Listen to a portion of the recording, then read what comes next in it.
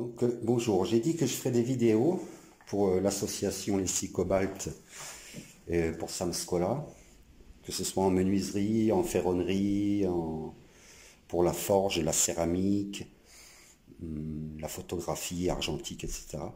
Bon, là, je pose un plancher sur l'embourde.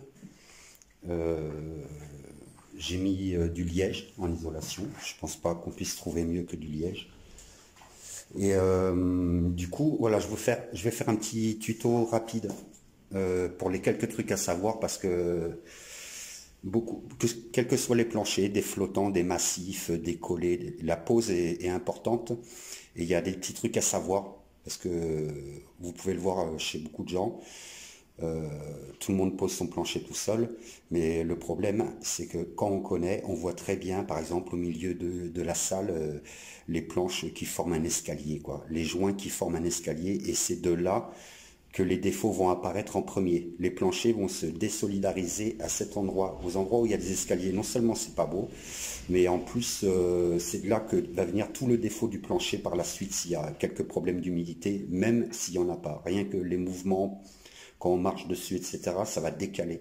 Pour éviter les escaliers, il y a une règle, c'est le sacrifice de la lame. Il faut sacrifier une lame au tout début. On commence sur 3 rangs. Là, je suis en train de poser le premier rang, et je vous montre par la suite comment on fait pour justement partir sur les 3 rangs, et à aucun moment se retrouver avec un escalier en plein milieu du salon, une forme, un dessin d'escalier horrible. Et puis, surtout sur du massif, là, ça va bouger, c'est sûr. Les joints vont s'ouvrir, ça va être moche, et voilà. Donc, à joint perdu, je vous montre comment on fait déjà. Là, j'ai une planche à poser jusqu'au mur. Du coup, je l'ai retournée. Là, elle est appuyée contre le mur là-bas. Je l'ai retournée. Du coup, bon, là, j'ai la languette. C'est la chute de celle que j'ai posée là-bas. Et donc, je l'ai retournée. Là, j'ai la languette de ce côté. Je fais un marquage, mon crayon. Alors là, le marquage, il ne faut pas se planter. Si je fais le marquage pile sur l'autre planche là, si je fais le marquage, eh bien, du coup, je ne vais pas avoir le jeu qu'il me faut en bout de planche. Donc, je fais le marquage au bout de la languette. Là, j'ai la languette. Le marquage, je le fais au bout de la languette. Donc, les quelques millimètres que j'ai là, 5, c'est suffisant. Dans la longueur, il va travailler, mais il ne travaille pas énormément, de quelques millimètres, allez, 2-3 millimètres. Il va surtout travailler dans la largeur, le plancher. Derrière, là, j'ai mis des cales. Là, j'ai mis des cales tout le long. C'est en largeur qu'il va travailler. 8 mm, c'est le maximum. Hein. Pas besoin de mettre plus. Et il faut que la plainte puisse recouvrir le trou quand même. Donc voilà, la marque au bout de la languette, ça fait que quand je vais couper, que je vais retourner ma planche, que je vais l'emboîter ici. Bon, là, j'ai pas oublié de laisser le jeu, évidemment. Là-bas, au bout du mur, j'aurai mon jeu aussi. Donc voilà. Après, il y a des trucs plus subtils pour les tours de porte, surtout quand il y a des moulures, des doucines, des quarts de rond. Il y a des techniques sans outils spécifiques, ils vendent plein de trucs. Mais non, il y a une technique à connaître et à avoir un joint de 1 mm tout autour parfait. Sans aucun outil, sans règles, sans quoi que ce soit. Tout ça, je vous le montrerai. Donc là, je fais ma coupe ici et je reviens. Bon, là, la cale, elle était dans le vide ici. Imaginez qu'on met un meuble très lourd.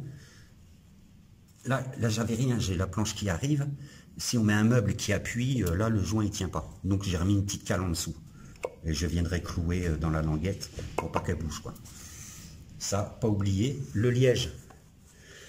Le liège, je me suis fait une petite lame d'air qui passe sous le plancher en bricolant un outil. Voilà, j'ai bricolé ça. C'est un espèce de râteau. C'est un râteau que je viens poser sur les lambeaux. Et du coup, quand j'avance, je fais, avec l'épaisseur là, je fais la lame d'air. J'ai toujours une lame d'air.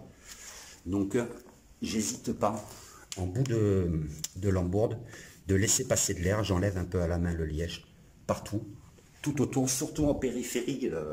C'est là que l'humidité va remonter dans les murs, etc. Donc j'hésite pas à laisser de l'air partout. Les lambourdes, toujours, je m'arrête avant de toucher quoi que ce soit. Je laisse un espace. Même quand elles sont l'une en face de l'autre, là, je laisse un espace. Ici, comme ça, l'air circule partout dans le plancher. Et une maison bien isolée, c'est pas une maison isotherme. C'est pas une maison où rien ne passe, rien ne bouge. J'ai commencé à faire le plancher. Je me suis dit, ouais, il faut que je fasse mes entrées d'air. Bon, là, on voit pas. J'ai fait les trous dans les portes-fenêtres en haut, là. Je vais mettre les petites grilles. Il faut de l'air, il faut que ça circule. Et ça, c'est une maison saine. Je fais ma coupe et je reviens.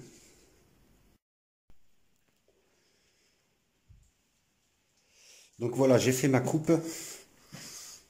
L'exercice là se prêtait mal pour ce que je voulais vous montrer parce que j'ai une semelle au milieu qui me décale un peu le travail, mais il y a eu quand même l'exemple.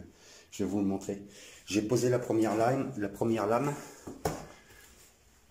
Les réglages, je fais attention au niveau des huisseries, à pas être trop loin non plus, ça va faire moche. Et on va pas les mettre du mastic parce que voilà, c'est encore plus moche. Donc j'ai posé la première lame. La chute qui me reste, elle est là. Il me reste ça. Alors, si je prends ça et que au deuxième rang, j'utilise ça. Voilà, je le mets là en exemple.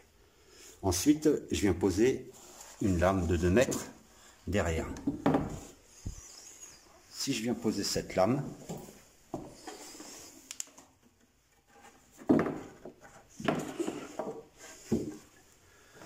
du coup, eh bien ici l'exemple se montre.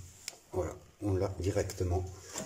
On avait déjà d'entrée un escalier qui allait se former comme ça, ici, ici. Et là, vous êtes sûr que le joint va se répéter à plusieurs reprises dans le salon, dans la pièce, et que le joint va s'ouvrir. Là, c'est que 2 lames. Des fois, c'est 3-4 lames, 3-4 rangs qui se suivent en escalier comme ça. Donc c'est moche, c'est pas du joint perdu ça. Et tous les défauts vont ressortir de là, c'est évident. Donc, ce que j'ai fait, la chute, je ne l'ai pas utilisée de suite. Je l'ai mise de côté. Je suis reparti sur une lame entière parce que l'exemple s'y prêtait là, mais c'est pas ce que je voulais vous montrer au début. Bon, à cause de cette semelle là. Bon, en mettant une lame de 2 mètres entière, mon joint il est là. L'autre il est là-bas. Donc visuellement ça va. Maintenant, j'utilise la chute qui me reste. Je repars sur un autre rang. Donc là, j'en suis à mon 3e rang. Et là, le joint, voilà, on n'a pas d'escalier. Là, ça va, il y a la semelle. Bon, les joints sont très près les uns des autres. Le premier et le 3e, ils sont presque en face. C'est pas terrible. Mais bon, c'était pas l'exemple que je voulais montrer. Mais en tout cas, on y vient. C'est que c'est là qu'on va sacrifier une lame. Au lieu de repartir ici avec une lame de 2 mètres, on va enlever un tiers, grosso modo. Du coup, là, je dois avoir une lame d'à peu près 140, quoi. J'ai une lame d'à peu près 140. Du coup, quand je viens la placer à côté,